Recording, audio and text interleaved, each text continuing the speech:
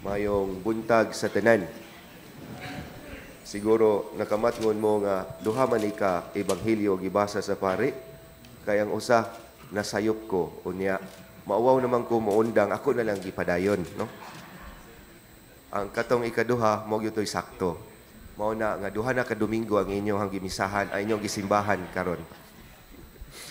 Mga kaigsunan, kanunay gayud nato nga madungog diha sa mga ebanghelyo that Christ is the sign that is contradicted.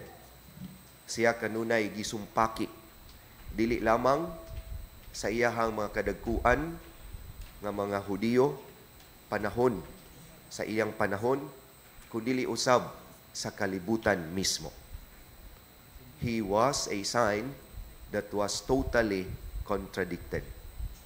Kay daghan ang mga tao una nga wa mituo kaniya, and therefore he was a sign that is totally a contradiction to what they want to believe.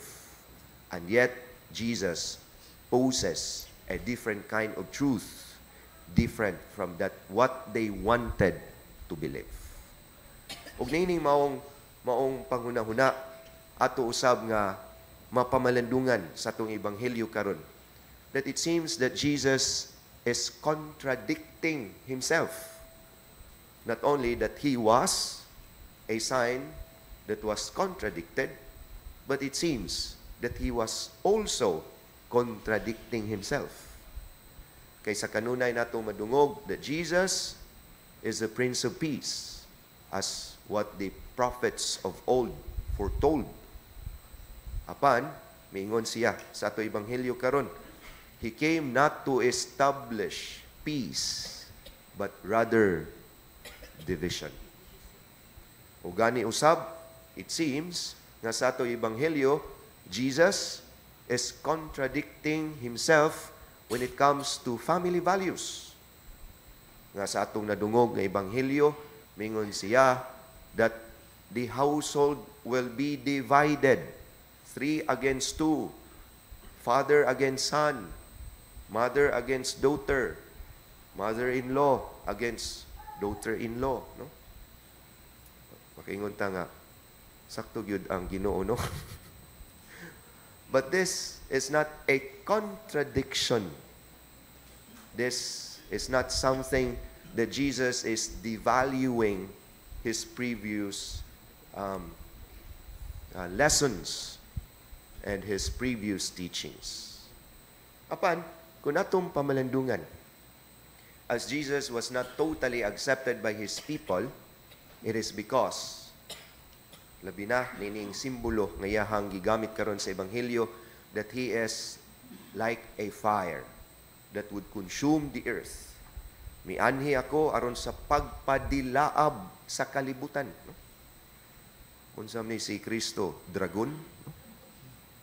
But we know that yes, God is a fire. God consumes. God purifies. And even God provokes change and transformation. Sama sa usa ka kalayo, dili lang nga kini musunog apan kung kini muagi og mga butang, things will be purified. Things ang iyahang makonsume bisan og atong ingnon labi na kini mga metals will somehow project their very brilliance due to the presence of fire.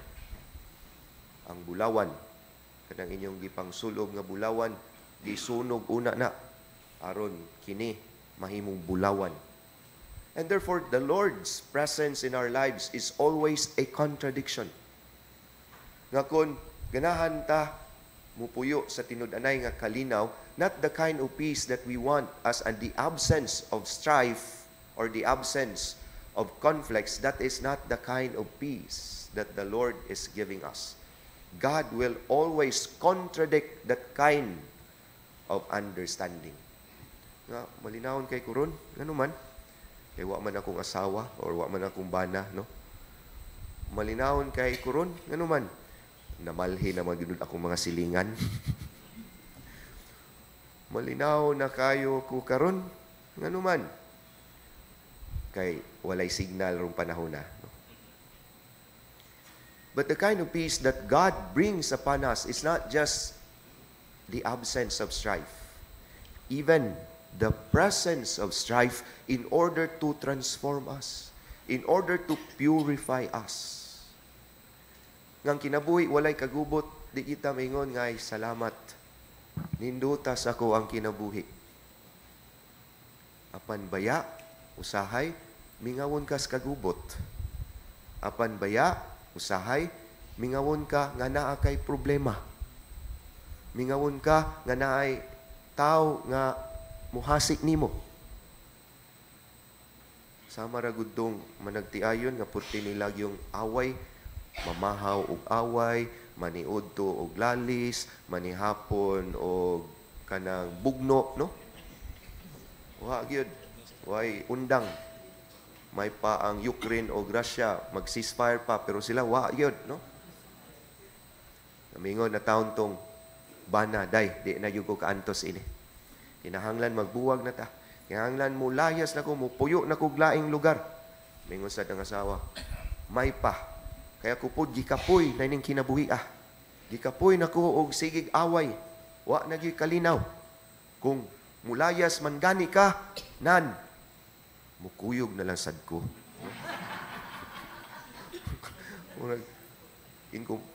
Mahimong dili kumplito ang ilang kinabuhi, no? Kung di sila mag-away. And yet, the Lord, as a sign to be contradicted, should not always be understood that a life without strife is the best life that we ever have. Ang atong kinabuhi, usahay, kinahanglan ta tandugon. Kinahanglan ta hasiun. If we are already comfortable with our life, then tendency is we don't want to grow anymore. We are complacent already. Apan kung hasiun ta, makaingon ta, nga napadigyoy kuwang kanako, nga kinahanglan nako pangayoon sa Dios. Napagyud ko'y apan, nga kinahanglan nga akong pagausbon. Aduna pagyoy kuwang, nga kinahanglan akong dadon diya sa akong pag-ampo aron ibulig kini sa Dios. Kinahanglan ta hasiun kay bisan di ay kuwang pa ang atong kinabuhi sa pagkabalaan. And that is why the Lord sets us aflame. He is a fire, but not to destroy us totally, but to transform us, to purify us. Aron kita mausab, aron kita mabag-o, aron pa kita mahimong mas nindot pa.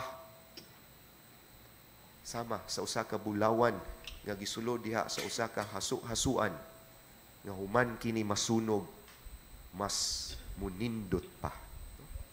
Human kita hasiun, human kita makaagi og bagyo pagsulay sa kinabuhi, we will come out, if not the best version of ourselves, but the kind of person that God wants us of becoming. Sa atuang ikaduhang pagbasa, sulat sa mga Hebreo, gipahinumduman kita ni San Pablo, nga bisan si Kristo, gisakit, gilansang sa krus, apan wa niya isagpayan kining mga butanga kay nasayod siya nga ang human niini ihatag sa Dios ang tinud-anay nga kinabuhi. If we are been set aflame, if we have fire in our lives because we want to receive Christ, we want to receive the truth, we are tested, but we are transformed. We are tested, and yet we are purified. We are tested, and yet God wants us to come out a better, if not the best version of ourselves. Amen.